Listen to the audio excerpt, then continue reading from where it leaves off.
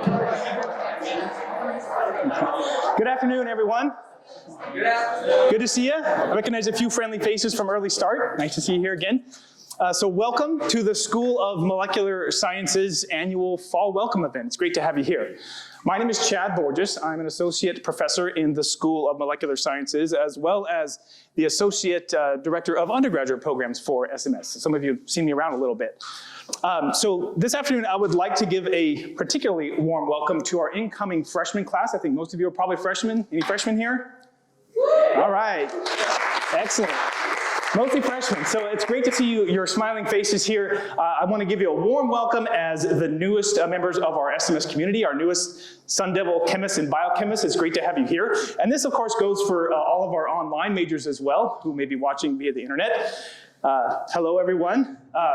You're just as much an important part of the SMS community as is everyone here. We want you to know that. So as chemistry and biochemistry majors, you all know what chemistry is about, at least to some extent, right? It's about matter. It's about atoms and molecules. It's about the stuff all around us, our seats, our chairs, everything around us, even the air we breathe, including our own physical bodies are made out of matter. You know, chemistry is about what things are made of and how much of each unique molecular component is in those things. Chemistry is about how matter changes when matter is exposed to different physical conditions. It's also about how one form of matter may interact or react with some other form of matter. Chemical reactions, some of the most exciting things in chemistry. You'll see some of those today. But I think perhaps most importantly, from the School of Molecular Sciences perspective, chemistry is all about the extraordinary power of matter and its potential and the application of chemical principles to manipulate matter to make the world a better place. So you're going to learn a lot about chemistry and biochemistry here as you proceed through your college degree path. And not going to lie, there's going to be a lot of hard work, but hopefully very rewarding work involved. But for today, let's just set aside the intentional learning for now and just have some fun with chemistry, because chemistry can be a whole lot of fun. Personally, I think it's probably the closest thing that there is to magic. If you think of like medieval terms. I've always been fascinated with chemistry for that reason. So you'll see a little bit of that today. So without further ado, I'd like to introduce our first presenters. If you ladies would stand up, please. This is Dr. Barbara Monk. She is the Associate Director of Operations for the School of Molecular Sciences. And these are two of our esteemed advisors, Ms. Jenna Simmons on the far end and Ms. Sarah Johnson.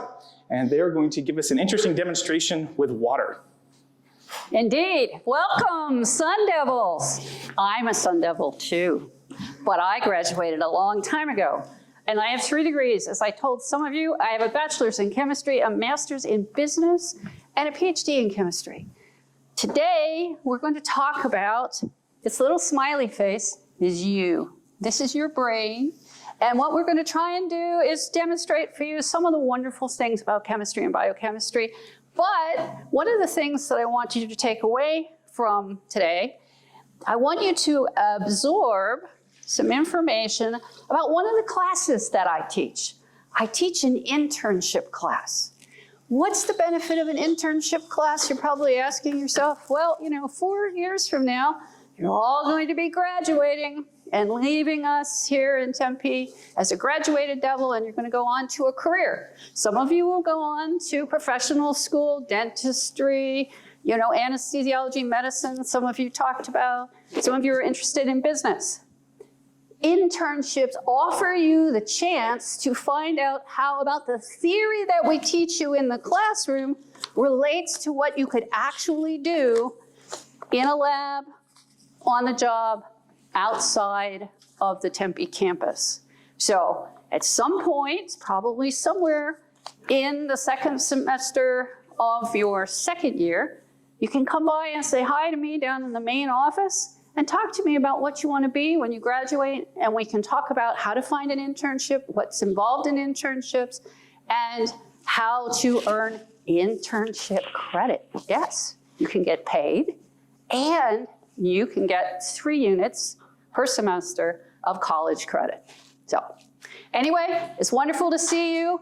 And really, really looking forward to seeing you in a couple years when you come through my classes. And the second class I teach is Introduction to Computational Chemistry and Biochemistry. So remember that in your junior year. And for those of you online, you can do internships if you're an online student, and you can also be in my class my special topics class if you're online too, so welcome. Sarah, want to tell them? All righty. Thank you. And yes, Jenna and I are two pieces of the academic advising team. We have the whole SMS advising staff up there. We don't have assigned advisors for School of Molecular Sciences. You are happy to talk to any one of us, but we have just a little bit more information that we're hoping you can absorb for today. So once more, we have you here, and we have all the information that you're gathering and absorbing for today. For our on-campus freshmen, you are actually going to start out working with the Hub advising team. We will start seeing you guys once you are sophomores. For our ASU online, you guys start working with us right away. But for advising overall, whether it's us or your Hub advisors, we definitely want to welcome you to ask questions about your schedule, about classes. You will definitely want to be touching base once registration opens up for spring to make sure that you are ready to keep on moving forward, keep being ready for courses. And one special program that we have that I do want to introduce you to now, although you don't have to worry about it right now, is that there is a 4+1 program that School of Molecular Sciences has. This will allow you to start doing master classes while you're still an undergraduate student. And the idea is you're going to be getting about a first year done of those master courses so that when you are ready to transition to that master's program, you've got 1 year left. So 4+1. Usually we're chatting more about this in junior year, but just kind of want to get the word out there, want to get you guys thinking and absorbing all of that information. There's many, many other things that you can come and chat with us about and the Hub advisors as well while you're still working with them.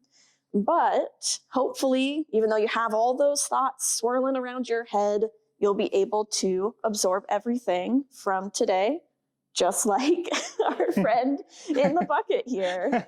Are we ready? Not quite. Go for it, Jenna, go for it. And if there is so much information that you can't keep it all in, that is also why we're here too. We are here for you to double check on things. We're here for you to ask any questions. There are no silly, stupid questions. We are here and ready for you to get some help. Just like we're getting help. I will say sometimes we hope that information comes easy to you and you put the hard work in, but sometimes there will be some complications. And here in advising, we can help you navigate that. Yes. So, yeah, sometimes things don't go quite as well, but we're here to help.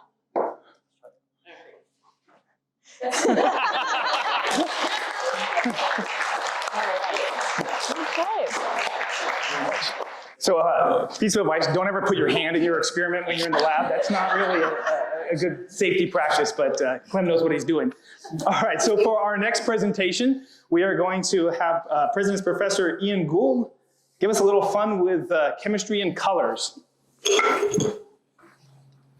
All right, good afternoon, everybody. How are you doing?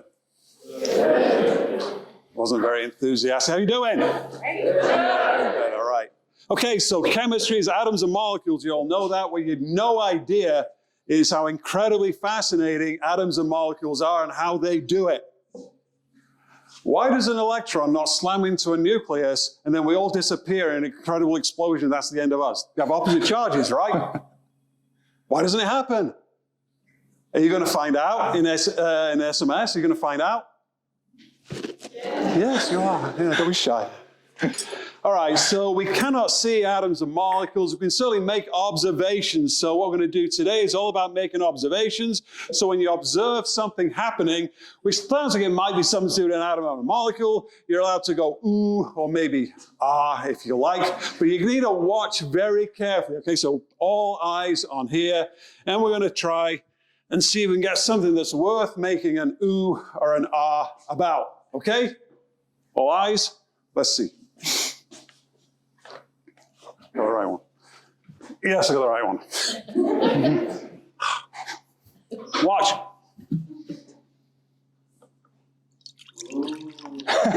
didn't happen. That wasn't an ooh. Wasn't an ooh or an ah.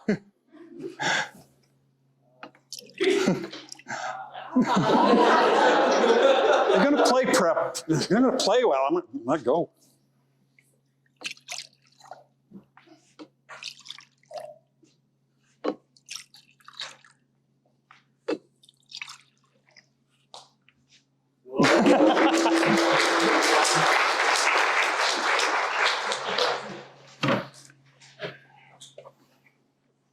Nothing happened.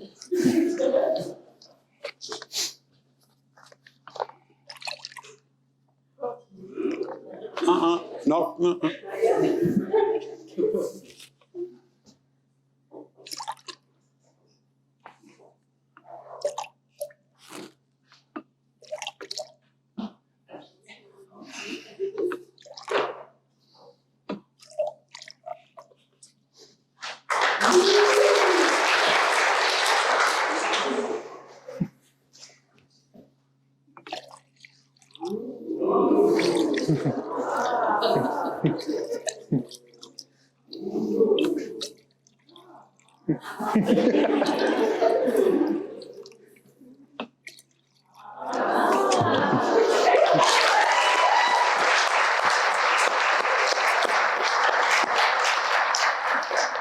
That was worth both a new and a ah.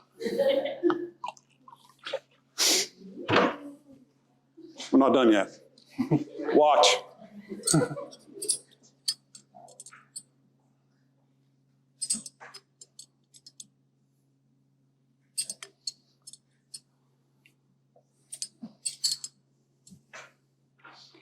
Green always causes trouble.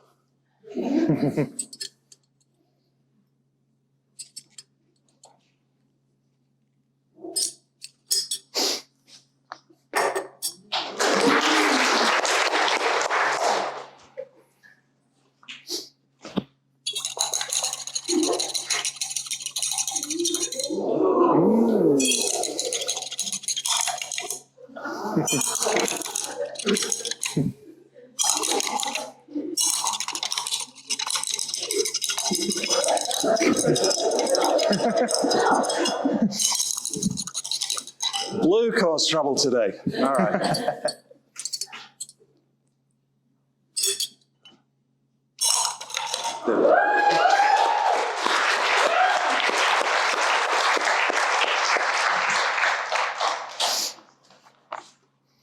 I'm not done yet. Keep watching.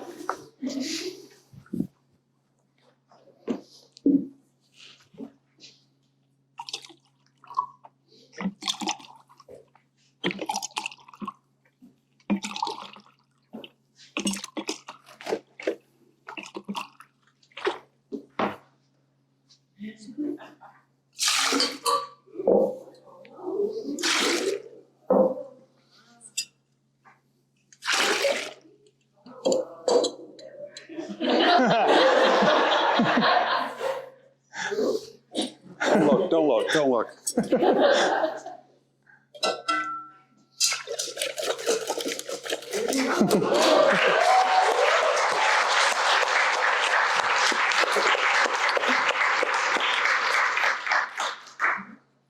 There's no magic in chemistry, obviously, right? There was a series of chemical reactions, and you're observing the chemical reaction by making an observation. Lots of ways you can observe a chemical reaction. This was colors. There might be a change in temperature, a change in the state of matter, or something like this. This was a chemical reaction, and it was a reaction between an acid and a base. Who's heard about acids reacting with bases? Okay. Why does an acid react with a base? The most fundamental thing in chemistry, right? Acids react with bases. Why does an acid react with a base? Yeah? Okay, right. So why does a proton get transferred from the proton donor to the proton acceptor? This is pretty fundamental stuff, right? I mean, your body is full of acid-base reactions, and I think that's something you'd like to know. So I'll tell you, I promise, by the end of this semester or next, you'll know exactly why an acid reacts with a base, and you'll be much better educated human beings. Thank you for paying attention. Have a great semester, everyone. All right, thank you, Professor Gould. So next, one of our veteran instructors, Jim Klemaszewski, is going to give us a visual demonstration of some of the well-known ideal gas laws. Hey, class! Hey. Welcome. And today we're going to look at some of the gas laws. We're going to start with Boyle's law. Sir Robert Boyle, who came up with this in 1662.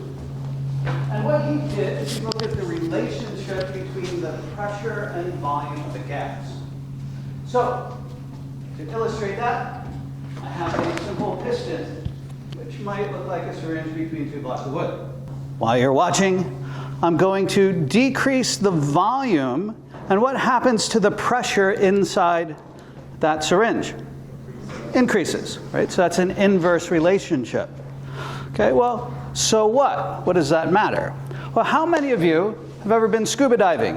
That was me this weekend. Right? So that's one place that it matters, because if you're at depth under higher pressure and you breathe in air through your regulator, and then if you held your breath and swam up, okay, the pressure would decrease, but the volume of gas in your lungs would increase, and you would experience pain and possibly damage your lungs. Also, breathing itself. When you inhale, your diaphragm drops down, your ribs rotate upward and outward, increasing the volume of your thoracic cavity, decreasing the pressure, allowing higher atmospheric pressure to push in, causing your lungs to inflate. Right? And then when you exhale, your diaphragm pushes up, ribs collapse down inward. That decreases the volume, increasing the pressure, and you exhale. And another way you may be familiar with Boyle's law is through Boyle's law apparatus. Right? So decrease the volume, increase the pressure, pump up your bike tire, you make it to class on time. We support that. Our next gas law. In the late 1700s, the French scientist Jacques Charel, may have heard of Charles' law, looked at the relationship between the temperature and volume of a gas. So to decrease the temperature, I happen to have some liquid nitrogen, so about negative 300 degrees Fahrenheit.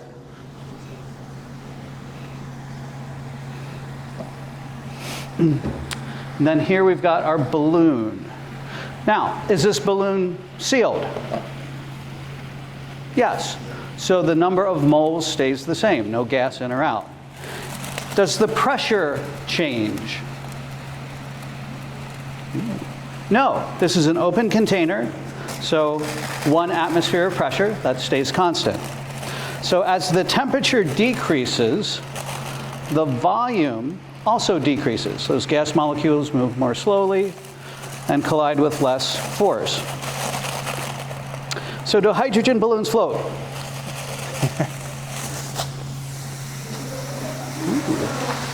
Not when they're dense.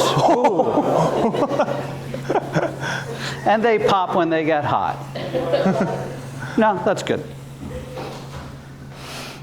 All right. And then we have Avogadro's law. So the relationship between the number of moles and volume of a gas. For that, I need a special elastic container. You may have seen this done before. And right before your very eyes, I will add more gas to this special container.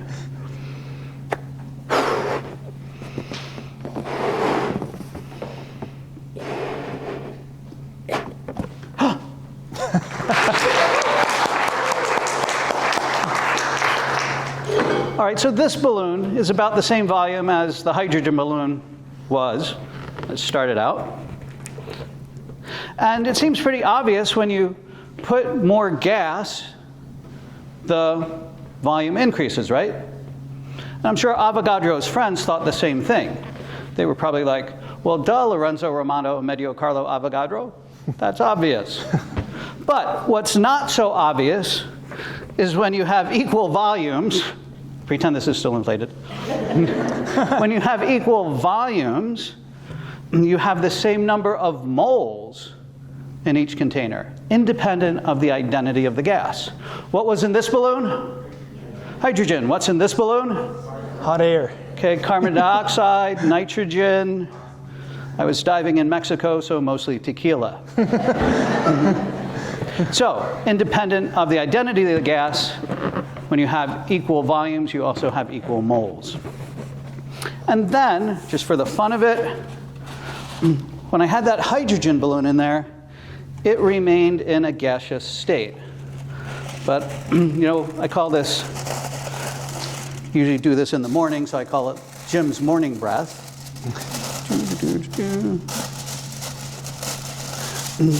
Now, it's a little preview to my next demo a little later, where we have attractive forces between molecules. And hydrogen has weak attractive forces. But here we've got liquid Jim's breath. Do you want to try some of that? No, thanks. Nobody ever wants to do that. This is amazing stuff. It'll cure just about anything.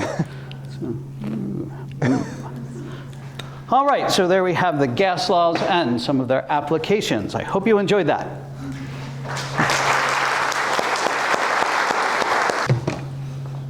All right, for our next presentation, one of our teaching professors, Darcy Kimball, will give us a demonstration known as elephant's toothpaste.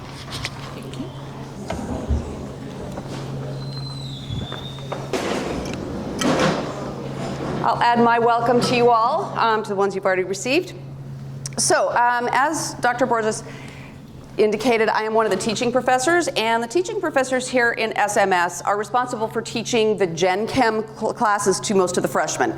Now, that's not going to apply to most of you because as chemistry majors, you're probably going to be in the 117, 118 classes for majors. So you're probably not going to see most of us, but I want you to, again, think ahead a couple years ahead. We very frequently, in fact, every single semester, we don't have enough graduate students to take all of our TA positions, which means we need to hire undergrads. You know who we really want to be our undergrad TAs? The chemistry majors, all right? So if, in a couple years, after you've completed organic chemistry, if you're interested in getting paid, it looks great on a grad school application, a med school application, a job application to have been an undergraduate TA, okay? And if that is the case, if you end up doing that, then you will be working with us because you'll probably be assigned to some of our lecture courses and helping out with those courses.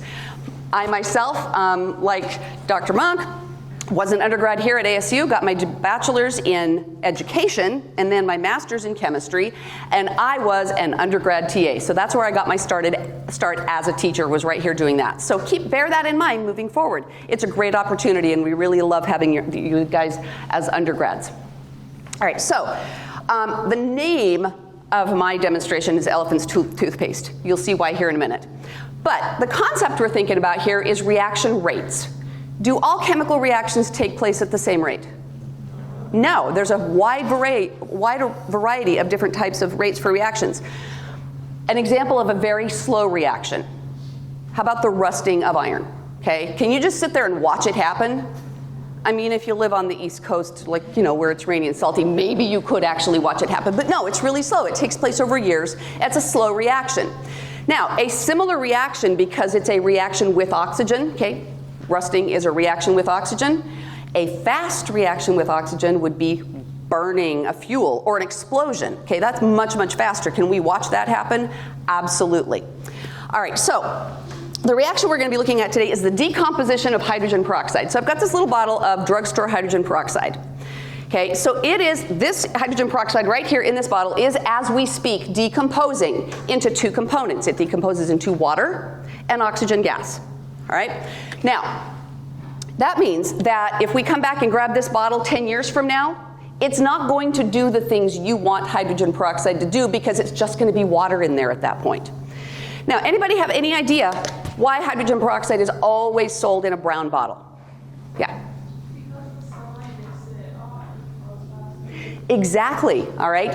Sunlight causes hydrogen peroxide to decompose faster. It increases the reaction rate. It catalyzes that reaction. Okay, so another way that we can catalyze that reaction, all right, what's a really common use for hydrogen peroxide around the house? clean the blood out of something, right? You cut yourself. If you have a mean mother, they also pour the hydrogen peroxide right on your wound. But when that hydrogen peroxide hits the blood, what do you see happening? Bubbles, right? Well, what is that? What are those bubbles? It's oxygen gas, because the hydrogen peroxide is being caused to decompose faster when it hits your blood. There's an enzyme in your blood called catalase. I'm not a biochemist, so I might have that wrong. But there's an enzyme in your blood that speeds up that reaction, and so you see those bubbles forming more rapidly. All right, so what we're going to do is we're going to catalyze hydrogen peroxide even more so than blood does. All right, we're going to make it go super fast, like almost instantaneously. All right, but we're going to make it fun. This is drugstore hydrogen peroxide, 3%. Nah, 30%. All right? Yeah. We want the more concentrated version, right? So we're going to go with the 30%. And I'm just going to pour, well, I better get my goggles out, I suppose. All right, so we're going to pour some of this 30% peroxide in our little, good grief, in our graduated cylinder here.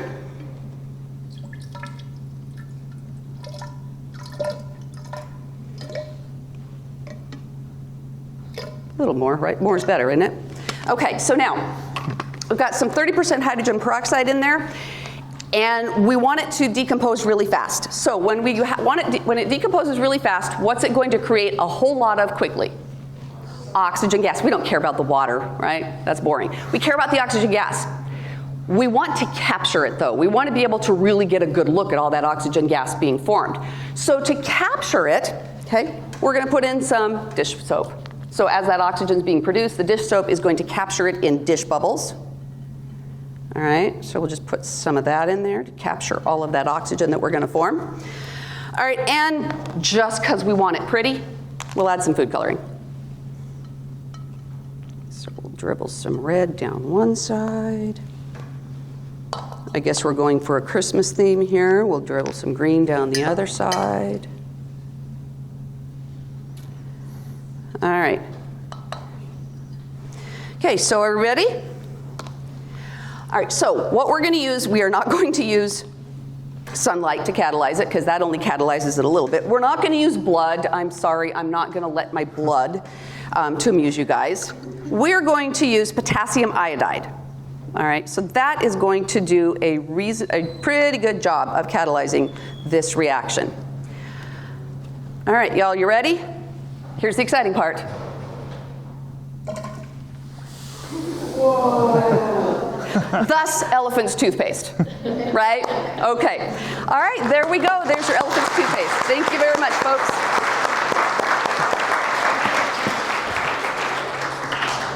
It's always a fun demonstration. Thank you, Professor Kimball. So next, one of our senior instructors, Professor Timothy Lamb, is going to have some fun with hydrogen-filled balloons, and I think he's got a flame somewhere nearby too, so what could go wrong, Bunch of burners right there. Yeah. Excellent. Okay, hi everybody. As Dr. Borges said, my name is Tim Lamb. I'm the Chem 111 and 117 person. I'm managing or in charge of all of the Chem 111 labs. You'll also have me as your recitation instructor if you're in Chem 117. So you'll see me a lot, and then up here we have the rest of our teaching faculty. We have a bunch of TAs along with professors who teach Chem 117, that's Dr. Jones, and then 118, that'll be Dr. Levitas in the spring. What I'm going to do today, as was also mentioned, I have some balloons filled with hydrogen gas.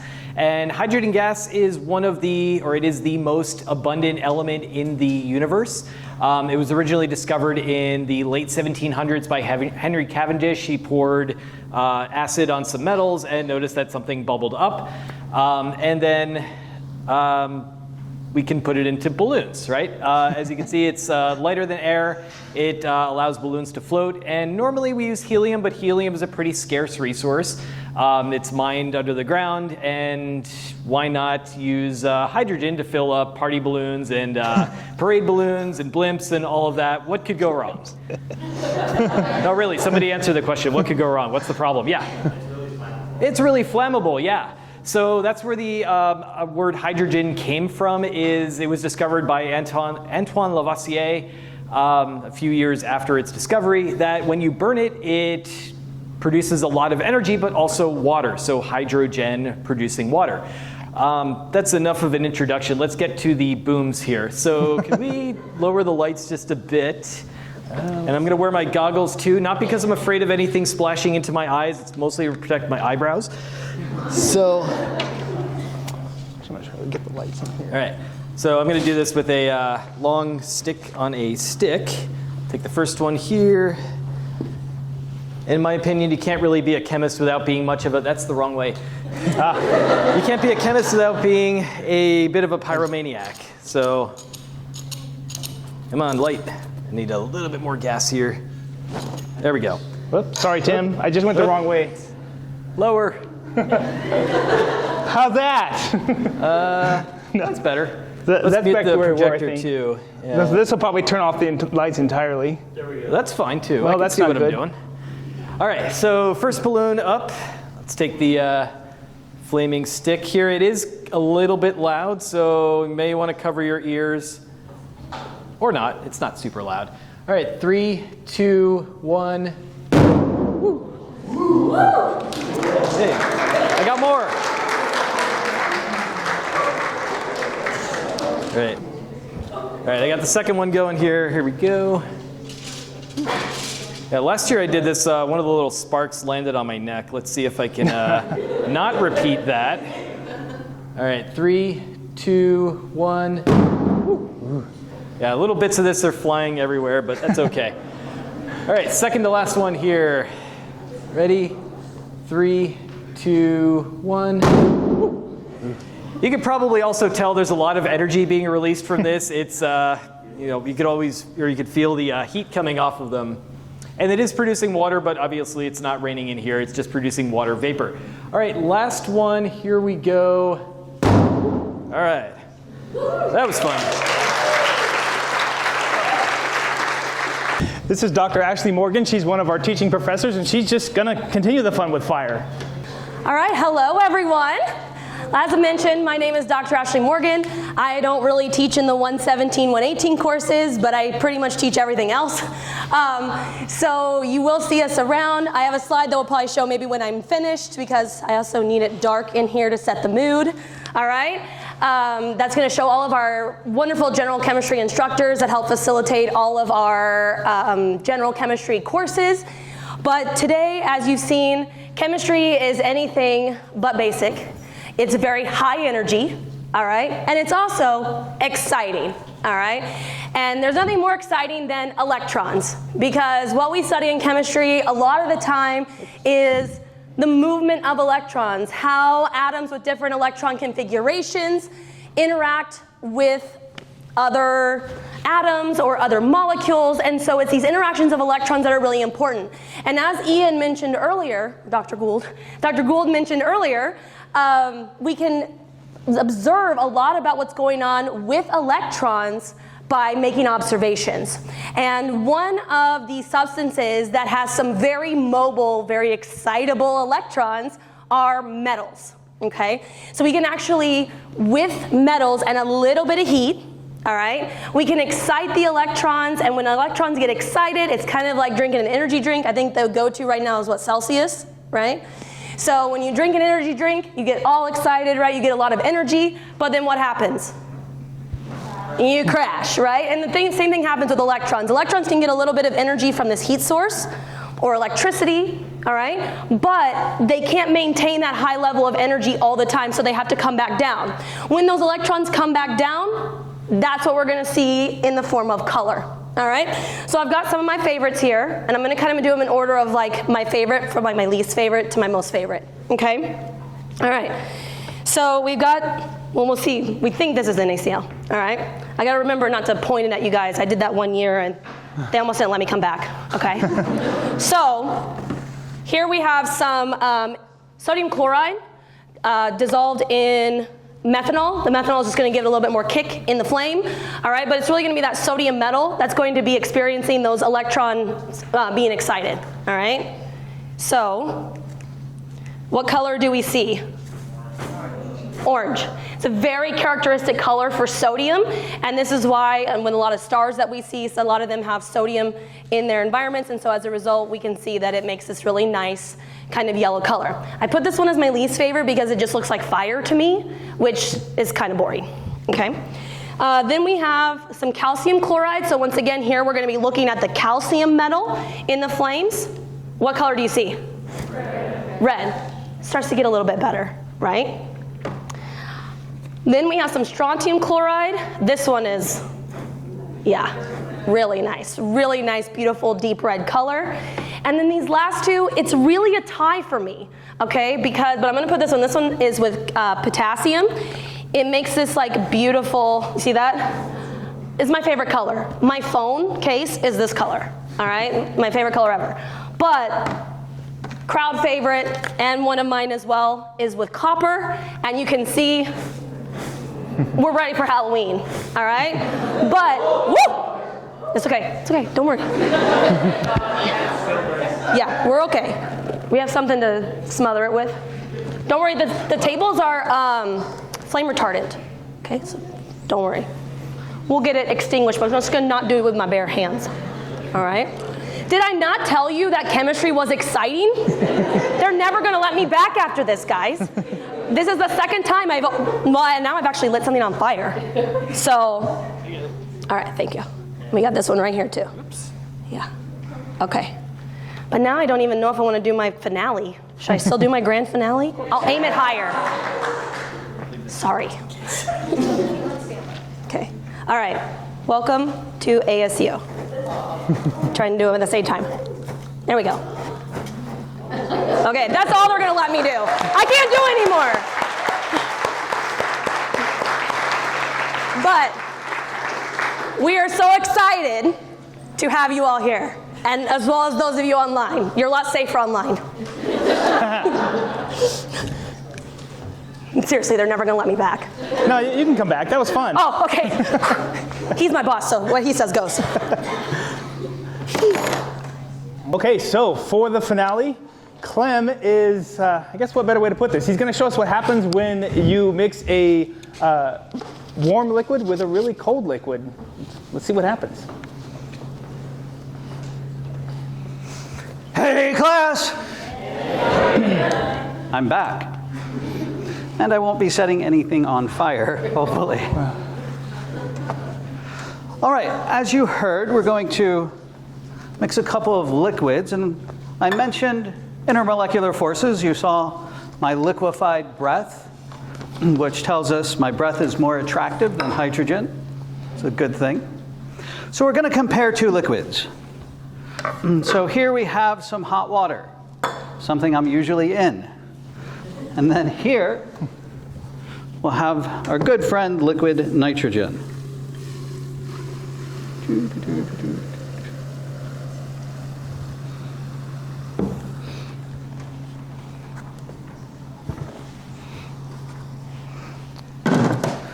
Now, attractive forces are important because that's what determines, along with pressure, the state of matter. So here, this water's very close to boiling, roughly about 200 degrees Fahrenheit. Okay, here, this liquid nitrogen, about negative 300 degrees Fahrenheit, and you can see it's boiling, turning from a liquid into a gas. Okay, this has much, much weaker attractive forces between those nitrogen, the N2 molecules. Okay, it's just the van der Waals forces, the London forces holding those together. And that depends on mass. So each nitrogen atom is 14. 14 and 14 is? Ooh, gonna have a good class here, Tim. All right, so that's 14. Now, water, dihydrogen monoxide, H2O. Okay, each oxygen, 16. Each hydrogen, 1. So a total of 18. So weaker London forces. So what is it that's holding those water molecules together in a liquid form? Hydrogen bonds. Right? So that shows you the strength of hydrogen bonds. You need to have the temperature of water about 500 degrees Fahrenheit hotter than the liquid nitrogen to get it to boil. So those are very strong attractive forces.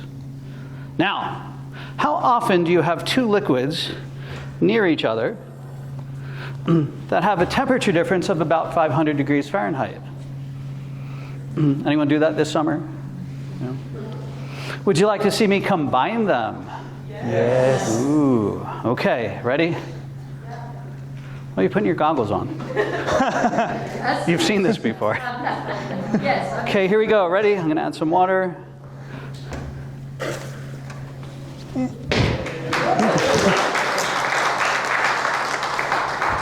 That was kind of lame.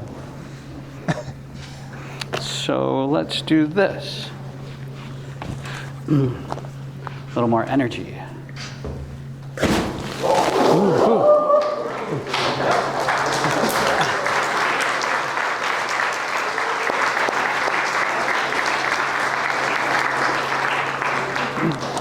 Could you see that from the back? No? No? Okay. Well, like they say, go big or go home. And we're not ready to go home yet.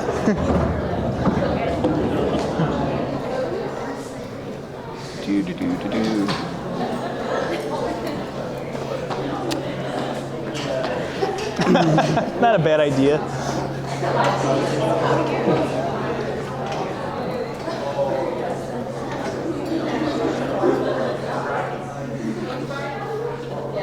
I lost my front row. All right. I just so happen to have more hot water. And more liquid nitrogen. Ooh.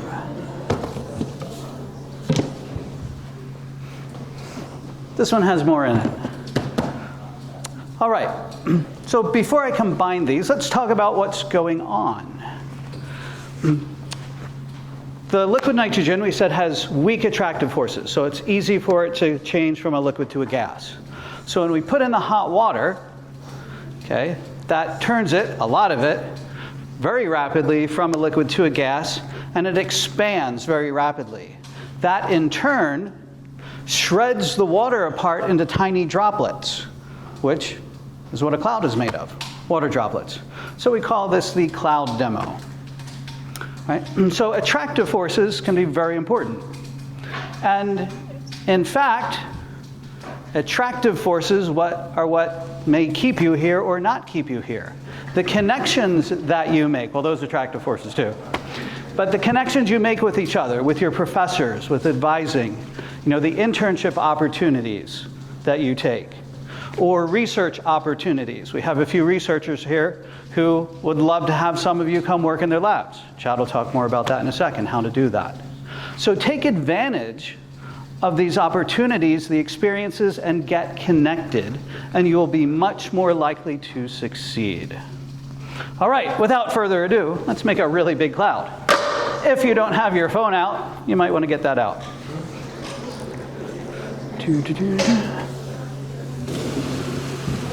Have you ever been to SeaWorld? You don't have any electronics out, any sensitive electronics? Fear of water? Those are extra.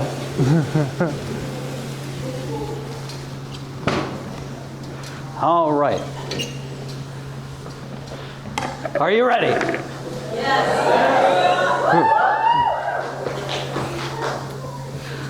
Okay, remember Redneck's last words? Hey, y'all, watch this. So here we go. Give me a countdown from 5, please. 5, 4, 3, 2, 1.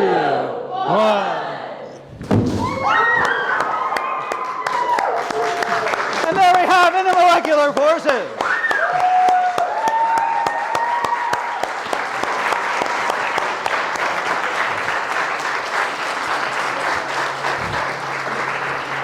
Not all of your chemistry labs will be quite this exciting or this dangerous, let me assure you that, but hopefully you won't be lighting things on fire. Hopefully we've given you a little taste of what chemistry can be like to give you some inspiration as you continue on with your college careers. So as Clem mentioned, For those of you that have some interest in doing some real-life research while you are here as undergraduates, we have some of our newest faculty members here in the room present who would love to talk to you afterwards if you'd like to come to the front. So they are Dr. Jia Zhu. She's a new associate professor with us. And over on the right-hand side, who moved, that was a good idea, Jason and Lisa. We have Dr. Jason Cowrie and Dr. Lisa Roger. So if you're interested in doing undergraduate research, come on up and talk to them. They'd love to talk to you and tell you more about what's going on in their labs and how you might be able to get involved. So thanks for coming this afternoon, everyone. We hope you've enjoyed this, and have a great semester.